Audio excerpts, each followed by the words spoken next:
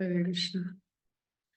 ओम अज्ञानतिमिरन्धस्य ज्ञानाञ्जनशलाकया चक्षुरुन्मिलितं येन तस्मै श्रीगुरुवे नमः।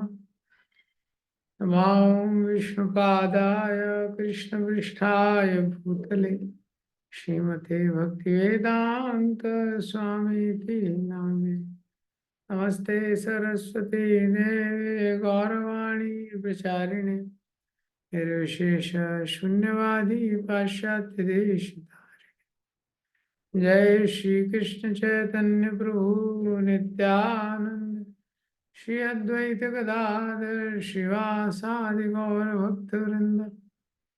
हरे कृष्णा कृष्णा कृष्णा हरे हरे, हरे राम राम राम हरे हरे।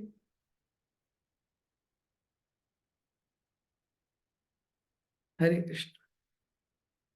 वो आज स्टार्ट करेंगे श्रीमद् भगवद गीता अध्याय 18। तो भगवद गीता का लास्ट चैप्टर है। इसको शॉर्ट में ओवरव्यू आज देखेंगे। उपसंहार, वैसे भगवान ने इसका नाम सन्यास की सिद्धि, भगवान ने 17वें चैप्टर तक सब कंप्लीट करा दिया है। अब लेकिन जो मेन उद्देश्य है, इतने सारे तत्व बताए, इतने सारे श्लोक बताए, तो जो गीता का मुख्य उद्देश्य है कि भगवान की शरणागति लेना, तो वो वापस से सारी चीजों को बता के वापस से उस मुख्य उद्देश्य पे आने के लिए भगवान ने ये 18th चैप्टर।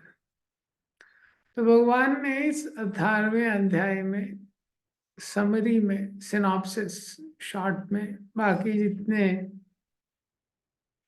अभी तक जो बताया है उसका एक रिव्यू भगवान करा देते हैं लगभग। ये तो 18.1 से लेके 18.12 तक, एक से इस अध्याय सबसे लंबा अध्याय है। इससे पहले एक सेकंड चैप्टर जो काफी लंबा है, 71 श्लोक है। इसमें 78 श्लोक है। तो गीता का सबसे लंबा अध्याय है। 1 से लेके 12 तक ये क्या है, समरी ऑफ फर्स्ट 6 चैप्टर्स, जो कर्म का सेक्शन था कि किस प्रकार से संसार में हम लोग कर्म के बंधन से मुक्त हो सकते हैं। तो जो शुरू के 6 अध्याय का सार है, भगवान ने 12 श्लोकों में कर दिया। तो यही भगवान की महिमा है, वो किसी भी चीज को कितना भी विस्तार कर सकते हैं और कितना भी शॉर्ट कर सकते हैं। ये भगवान की महिमा है। जैसे व्यासदेव ने इतने सारे शास्त्र लिखे, 1 लाख श्लोक महाभारत में, 18,000 श्लोक श्रीमद् भागवतम में, 24,000 रामायण, और तो इतने सारा उन्होंने लिखा। पुराण उपनिषद कितना कितना लिखा है। भगवान कृष्ण ने उसको ऐसे शॉर्ट कर दिया 700 श्लोकों में, भगवद गीता में सारे शास्त्रों का सार। और चैतन्य महाप्रभु ने जो नमो महावदन्याय अवतार है, उसको शॉर्ट कर दिया 1 श्लोक में। हरे नाम हरे नाम है केवलम, कलौ नास्ति है नास्ति है गतिरन्यथा। तो व्यास और समास, भगवान किसी भी चीज का कितना भी विस्तार कर सकते हैं, कितना भी शॉर्ट में दे सकते हैं। तो शुरू के 1 से लेके 12 तक किस प्रकार व्यक्ति कर्म के बंधन से मुक्त हो सकता है। 13 से 18 तक भगवान ने बताया कर्म में जो 5 फैक्टर्स ऑफ एक्शन रहते हैं। ये 13 से 17 चैप्टर का समरी है, जो ज्ञान सेक्शन है कि किस प्रकार से व्यक्ति कर्म के 5 फैक्टर्स होते हैं एक्शंस में। उसके बाद जो 13 से 18 के बाद 19 से लेके 40 तक भगवान बताते हैं किस प्रकार से इस संसार में हर चीज 3 गुणों में, तो नॉलेज, एक्शन, नॉलेज मतलब जो ज्ञान व्यक्ति का रहता है, जो करता रहता है, उसकी जो बुद्धि रहती है, उसका जो डिटर्मिनेशन रहता है, सुख रहता है, सब 3 गुणों में बताए गए ये। और 41 से लेके 48 तक freedom from reaction by occupational work, नियत कर्मों, जो नियत कर्तव्य हैं वर्णाश्रम के अनुसार, वर्ण के अनुसार, उनको करके कैसे व्यक्ति कर्म के बंधन से मुक्त हो सकता है। फिर 18.49 से लेके 55 तक ये क्या है, इसमें है ब्रह्मभूत प्लेटफॉर्म, कि किस प्रकार से निष्काम कर्म करते हुए व्यक्ति ब्रह्मभूत प्लेटफॉर्म तक आ सकता है, ब्रह्मभूत अवस्था। फिर उसके बाद 56 से लेके 66 इसमें शुद्ध भक्ति का डिस्क्रिप्शन है, प्योर डिवोशनल सर्विस, कृष्ण भावना भावित कर। और 67 से 71 glories of preaching and studying Bhagavad Gita, Bhagavad Gita का अध्ययन या भगवद गीता का प्रचार, इसकी महिमा। और आखिरी सेक्शन है 18.72 से लेके 78 तक, जिसमें अर्जुन अपने साक्षात्कार, जो result of hearing Bhagavad Gita है, ये भगवद गीता का रिजल्ट क्या होना चाहिए वो दिया है। तो ये 78 श्लोक है। तो इसका पहला सेक्शन जो है 1 से लेके 12 तक, जिसमें बताया गया है कैसे इस संसार में जो कर्म का, जो शुरू के 6 अध्याय में भगवान ने बताया था, ज्यादातर मन में ये विचार आता है कि जब कर्म तो है वो तो संसार में बांधता है, तो सिंपल सा लॉजिक व्यक्ति लगाता है कि अगर कर्म संसार में बांधता है तो कर्म में छोड़ देता हूँ, वही तो बांध रहा है। तो भगवान बोलते हैं नहीं, कर्म को नहीं छोड़ना है, क्योंकि कर्म नहीं बांधता है, वो जो मानसिकता है भोग करने की और नियंत्रण करने की, वो बांधती है। कंट्रोलरशिप, प्रोप्रिएटरशिप, एंजॉयरशिप को बांधता है। तो अर्जुन वही बोल रहे थे शुरू में भी भगवत गीता के, मैं वो छोड़ना चाहता हूँ। तो 1 से 12 में वो सिद्धांत क्लियर किया है कि कैसे हम कर्म करते, कर्म के बंधन से मुक्त हो सकते हैं, फल से अनासक्त होके। क्रियाओं को नहीं छोड़ना है, वो फल से आसक्ति को छोड़ना है। ये तो इस सेक्शन में भगवान के निष्कर्ष पे आते हैं कि जो रिनाउंस्ड ऑर्डर ऑफ लाइफ है, संन्यास है, या फलों का जो त्याग है, ये दोनों चीज सेम ही है। हाँ, ये दोनों चीज क्या है, सेम ही।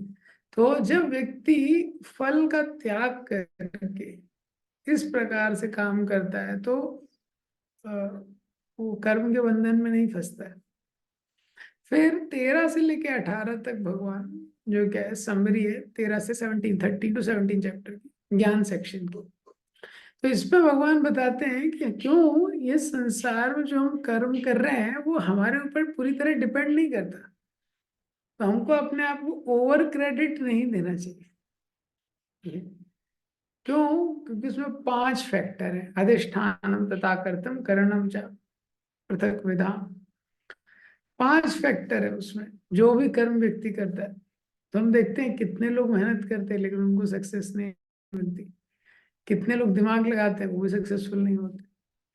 क्योंकि हम 5 फैक्टर में से एक है जो जीव का प्रयास है। बाकी उसका, बाकी जो स्थान है, ये सेंसेस इंस्ट्रूमेंट, बॉडी इंस्ट्रूमेंट है, body, senses, place, endeavour, super soul. उसमें जो मेन फैक्टर जो काम करता है वो सुपर सोल है। भगवान जब सैंक्शन करते हैं तभी कोई चीज होती है, परमात्मा तो सबसे प्रोमिनेंट फैक्टर है वो। तो जब व्यक्ति जानता है कि मैं कितनी भी मेहनत कर लूं मेरे हाथ में कंट्रोल ही नहीं है, जो फाइनल चीज है वो मेरे हाथ में है ही नहीं कंट्रोल, ये मैं कितना भी प्रयास है संसार में कर लूं। तो यही ज्ञान का सेक्शन है कि जब वो समझ जाता है कि फाइनल कंट्रोल तो भगवान के हाथ में है। तो जब वो परमात्मा के निर्देशन में कार्य करता है तो इस संसार के कर्म के बंधन में नहीं फंसता है। ये क्यों? क्योंकि भगवान जो है वो अल्टीमेट कॉज है किसी भी चीज का, जो अल्टीमेट कॉज है। तो ये दूसरे सेक्शन में भगवान बताते हैं कि अगर हम भगवान के निर्देशन में कार्य करेंगे तो कर्म के बंधन में नहीं फंसेंगे। उसके बाद थर्ड सेक्शन जो है 19 से लेके 40, यहाँ से भगवान योगा लैडर को समराइज करते हैं। तो सबसे पहले बताते हैं कैसे संसार में हर कोई बंधा हुआ है, हर कोई बंधन में काम कर रहा है। क्यों? क्योंकि ये तीन गुण है, तीन गुणों के प्रभाव से संसार में सब कुछ चलता है। सृष्टि की शुरुआत ही वहीं से हो रही है। तो देखेंगे जब सृष्टि की शुरुआत का श्रीमद् भागवतम में वर्णन है, तो जैसे ही प्रधान रहता है जो इनएक्टिव, फिर महत्त्व जब भगवान ग्लांस करते हैं, तो जो अहंकार होता है सतोगुण के साथ विकार रिएक्ट करता है तो मन की उत्पत्ति होती है। रजोगुण के साथ रिएक्ट करता है तो जो विकार होता है उससे बुद्धि की उत्पत्ति होती है। तमोगुण के साथ रिएक्ट करता है तो पंच महाभूत आदि की उत्पत्ति होती है। तो ये तीन गुणों से ही सारी सृष्टि हो रही है। उसके नीचे शुरुआत से ही ये तीन गुण है बेसिकली सृष्टि में। तो व्यक्ति का ज्ञान वो भी तीन गुणों में रहता है, वो क्रिया भी तीन गुणों में करता है ये, और उसकी जो अंडरस्टैंडिंग है बुद्धि वो भी तीन गुणों में रहती है। उसका जो डिटर्मिनेशन है, ये सुख किस व्यक्ति किस चीज को वो सुख मानता है वो भी तीन गुणों में है। वो उसको सुख मानता है। तो अगर सतोगुण वाला व्यक्ति वो किसी और चीज को सुख मानेगा, जो तमोगुण वाला है वो किसी और चीज को मानेगा।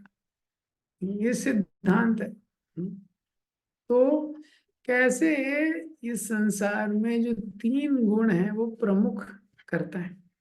तो 19 से लेके 40 श्लोक तक काफी डिटेल में इसका विश्लेषण दिया है। अब 41 से लेके 48 मतलब जो आगे का सेक्शन है, इसमें जो बताया गया है कि सकाम कर्म से निष्काम कर्म व्यक्ति कर रहा है। कैसे करता है? धीरे धीरे अपने कर्तव्यों का पालन करके। तो सारे संसार में जो सारी क्रियाएं हैं वो तो तीन गुणों द्वारा नियंत्रित हैं, लेकिन फिर भी व्यक्ति अपने कर्म के रिएक्शन से मुक्त हो सकता है अगर वो अपने कर्तव्य को करे। अगर केवल अपने कर्तव्य को करे फल की आसक्ति छोड़ के। ब्राह्मण क्षत्रिय वैश्य शूद्र सबका कुछ ना कुछ वर्णाश्रम के अनुसार नियत कर्तव्य दिया गया है। तो जब व्यक्ति अपने कर्तव्य को करता है बिना फल की आसक्ति के तो वो होता है निष्काम कर्म। निष्काम रूप से जब कर्म करता है तो फल में नहीं फंसता है। ये उसके बाद 49 से 55 में भगवान बताते हैं कि कैसे वो ब्रह्मभूत स्तर पे आता है। जब वो इस प्रकार से निष्काम कर्म करता है, निष्काम कर्म मीन्स बिना फल की आसक्ति के, तो सतोगुण के स्तर पे आ जाता है। हाँ, सतोगुण के स्तर पे आ जाता है तो धीरे धीरे जब सतोगुण के स्तर पे आता है तो उसको ये रियलाइजेशन होता है मैं शरीर नहीं हूं, मैं आत्मा। ये रियलाइजेशन कि मैं शरीर नहीं हूं, मैं आत्मा, तो ब्रह्मन प्लेटफॉर्म। ये हम सब क्या है? वो भगवान के अंश हैं। तो जब व्यक्ति को ये साक्षात्कार होता है, ये कब होता है? निष्काम रूप से जब कर्म करता है। पूरे भगवत गीता में आप देखेंगे सतोगुण के लक्षण में देखिए क्या है। सतोगुण का लक्षण भी एक तरीके से बहुत ऊंची स्थिति है। सतोगुण वाला कहीं भी फल के लिए काम नहीं कर रहा है, वही चीज है, एक ही चीज है। जैसे ही आप उसको फल के लिए करने लगते हैं वो रजोगुण में आ जाती है। देखा है ना पिछले चैप्टर में, दान है, यज्ञ है, तप है। जैसे ही आप फल के लिए करने लगे किसी भौतिक, वो रजोगुण में आ जाएगी। और डिग्रेडिंग है तमोगुण। ये वो सतोगुण में व्यक्ति है वो फल के लिए नहीं कर रहा है, केवल कर्तव्य के लिए कर रहा है, वो सतोगुण है। तो काफी, तो केवल अपना कर्तव्य रूप में जो व्यक्ति करते रहता है सतोगुण में, तो उसको आत्मा का साक्षात्कार हो जाता है। मैं शरीर नहीं हूँ, मैं आत्मा हूँ। ये तो ये बहुत बड़ा चैलेंज है, इस तरीके से करना भी इतना आसान नहीं है। तो भी देखते हैं कि कलयुग में हम रिजल्ट के बारे में ही पहले सोचते हैं, और रिजल्ट नहीं आया, रिजल्ट से ही मोटिवेशन मिलता है। और जो रिजल्ट है, हाँ, वो नहीं मिलता तो व्यक्ति डिस्करेज हो जाता है। वो सारा फोकस ही वहीं पे है। हम्म, इस तरीके से तो अच्छी क्रियाएं भी व्यक्ति करता है, लेकिन वो रिजल्ट रिजल्ट पे अटक जाता है। हम आध्यात्मिक क्रियाएं भी करते हैं, जब कर रहे हैं, कुछ कर रहे हैं, लेकिन रिजल्ट के प्रति कैसा थॉट प्रोसेस रहता है? क्योंकि तुरंत रिजल्ट मिलना चाहिए, बहुत इम्पेशेंट हो जाते हैं कि तुरंत रिजल्ट मिलना चाहिए, तो धैर्य नहीं रखते। तो ये क्या है? ये रजोगुण का स्वभाव है। ये तो सतोगुण में देखिए, जहां पे भी सतोगुण का वर्णन हुआ है, मतलब वो फ्रूट को एंजॉय नहीं करना चाहता, वो निष्काम भाव से ही कर रहा है। ये तो ऐसे करते करते व्यक्ति ब्रह्मन स्तर पे आ जाता है। ये ब्रह्मन मीन्स कि मैं शरीर नहीं, मैं आत्मा हूँ। और जब इस चेतना के साथ वो भगवान की सेवा में लगता है, हाँ, तो वो डिवोशनल सर्विस की शुरुआत होती है। तो ज्ञान योग का परफेक्शन है। उसके बाद 56 से 66 का जो सेक्शन है, उसमें प्योर डिवोशनल सर्विस। तो पहले से काम कर्म, फिर निष्काम कर्म, ब्राह्मण अवस्था, और फिर शुद्ध भक्ति। तो शुद्ध भक्ति का डिस्क्रिप्शन दिया गया है कि कैसे व्यक्ति शुद्ध भक्ति, भगवान पे पूरी तरह से डिपेंड होके, हाँ, वो कार्य करता है भगवान की प्रसन्नता के लिए।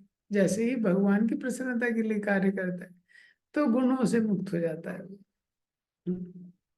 जब भगवान के डिक्टेशन में काम करेगा, तो गुणों से मुक्त, तीन गुणों के प्रभाव से मुक्त हो जाएगा। भगवान की प्रसन्नता के लिए नहीं कहेगा, तुरंत बंधन में पड़ जाता है। इस तरीके से जीव होता है। जैसे ही भोग की वांछा करता है, माया उसको पकड़ लेती है। ये तो यही मेन कॉन्फिडेंशियल नॉलेज है।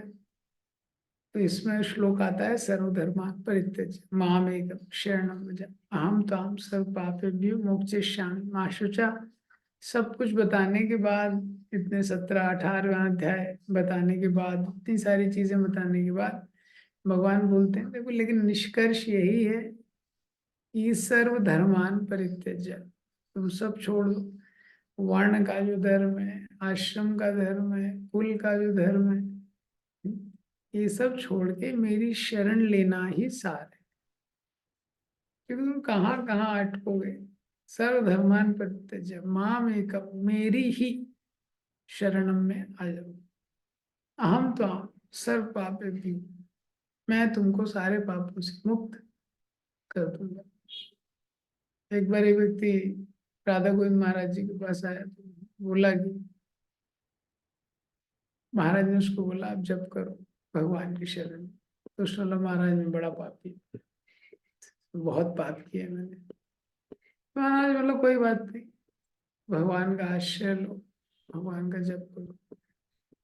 बोले, नहीं नहीं महाराज, मैं बहुत पापी हूँ, ये इतने सारे पाप करते हैं, मैं उनको छोड़ नहीं पा।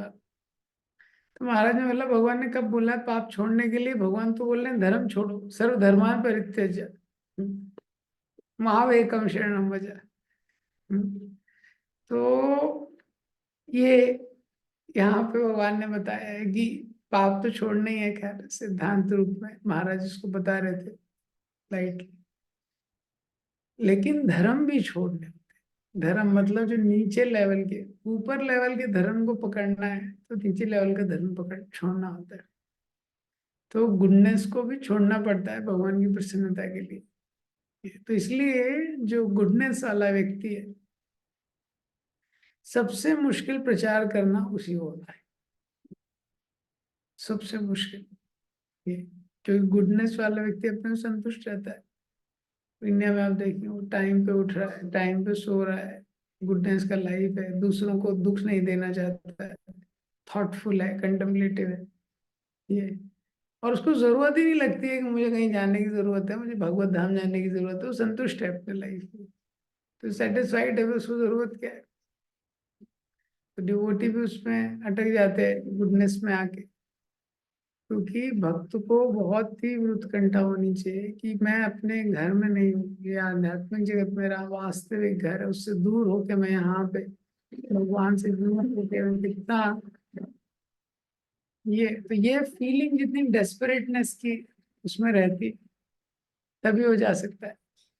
नहीं तो यहाँ पे संतुष्ट है तो वहां पे जाने की उसको आवश्यकता नहीं है, और भगवान जबरदस्ती उससे करेंगे नहीं। फिर 67 से लेके 71 तक भगवत गीता का प्रचार और उसको अध्ययन करने की महिमा भगवान ने बताई है कि कैसे ये ग्रंथ इतना दिव्य है, भगवान की ये जो दिव्य वाणी है। तो भगवान बोलते हैं, न च तपस्काय, जो मुझसे द्वेष करता है, जो तपस्या नहीं करता है, उसको मत बताना ये नॉलेज। लेकिन जो जिसमें द्वेष नहीं है, मेरा भक्त है, उसको ये ज्ञान बताना चाहिए। और भगवत गीता के अध्ययन के द्वारा व्यक्ति मेरी उपासना करता है।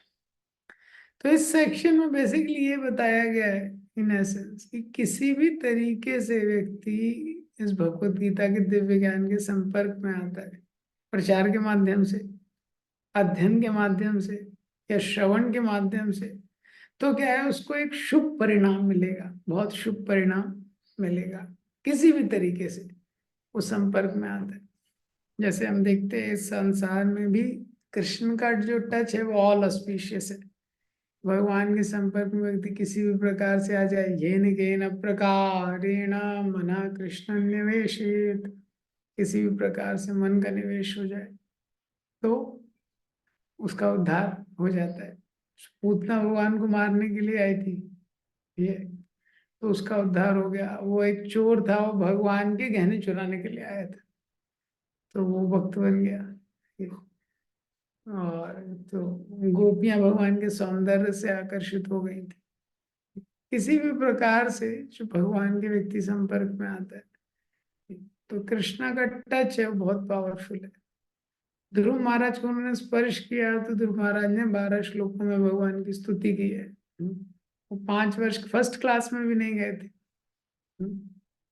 ऐसा उन्होंने भगवान का स्तुति किया। बाकी सारे आचार्य उस पे विश्लेषण करते हैं कि कितनी दिव्य वो स्तुति है, सारा ज्ञान उनको तुरंत आ गया।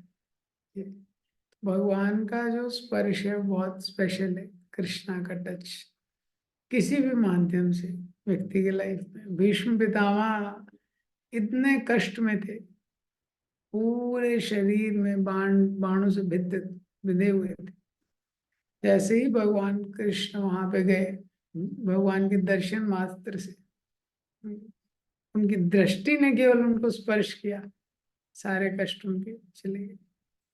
तो किसी भी प्रकार से भगवान के संदेश से व्यक्ति संपर्क में आता है, उसका ऑस्पिशियस होता है। और फिर 18.72 से 78 जो लास्ट सेक्शन, रिजल्ट जो है भगवत गीता को सुनने का, क्या रिजल्ट होना चाहिए जिसने पूरा भगवत गीता पढ़ा है। रिजल्ट होना चाहिए भगवान की पूर्ण शरणागति। नष्टो मोहा स्मृतिर्लब्ध्वा तत्प्रसादात्मेच्युता। तो वो बोलते हैं नष्ट हो मोहा, मेरा मोह नष्ट हो गया है, मोह नष्ट हो जाना चाहिए गीता के अध्ययन के बाद। स्मृति लब्ध्वा तत्प्रसादात में अच्युत करिष्ये वचनम तव, आप जो बोलेंगे वो मैं करूंगा। ये गीता का अंतिम निष्कर्ष है। अगर हम गीता पढ़ रहे हैं तो उसका निष्कर्ष क्या होना चाहिए, रिजल्ट, अल्टीमेट रिजल्ट ये कि हम भगवान की ओर मुड़े, उनसे शरणागति, उनकी शरण लें, और जैसा वो बोल रहे हैं वैसा हम करने के लिए रेडी हो जाए। ये इसका सिद्धांत। और उसके बाद जो संजय है, संजय भी अपना रियलाइजेशन शेयर करते हैं। भगवत गीता पढ़ने के बाद, सुनने के बाद एकदम रोमांचित हो जाते हैं संजय कि कितना है दिव्य ज्ञान है। और संजय युद्ध के पहले ही घोषणा कर देते हैं, यत्र योगेश्वरा कृष्णा यत्र पार्थो धनुर्धरा तत्र श्री विजया भूति ध्रुवा नीतिर्मतिर्मम।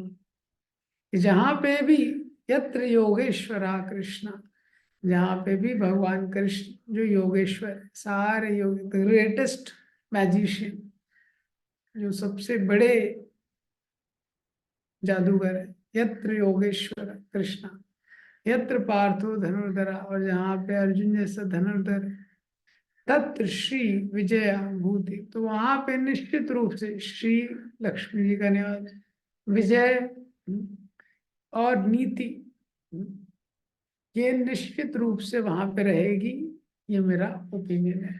तो संजय ने युद्ध के पहले ही बता दिया कि अर्जुन की विजय होने वाली है इस प्रकार से। तो कल से इसको स्टार्ट करेंगे। धनंतराज भगवद गीता के शील प्रभुपाद।